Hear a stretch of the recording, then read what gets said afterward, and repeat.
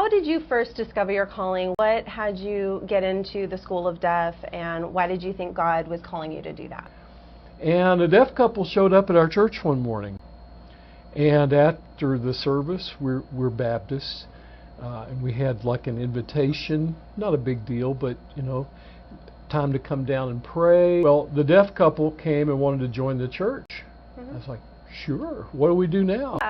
And the man, it was a married couple, the man says, oh, we'll teach you. We started a little sign language class, which nearly outgrew our little church because we invited the community and they began to come. And I very quickly learned that deaf people, as a people group, that was my first lesson, they are a linguistic minority because they have their own language, their own culture and history and heritage. And I learned that they are a specific people group, and began feeling the Lord, sensing the Lord through His providence, through certain people in my life at the time, sensing a change into deaf ministry. Okay. So I shifted there, went back to school.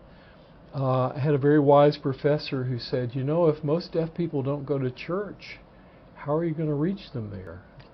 Ooh. He said, have you ever thought about education? So I went back to the University of Alabama, Roll Tide. And I don't know, you two over here.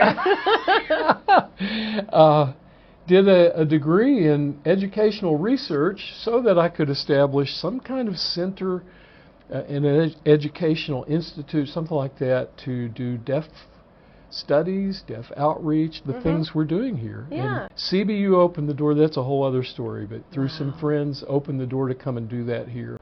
I've been doing it for 20 years.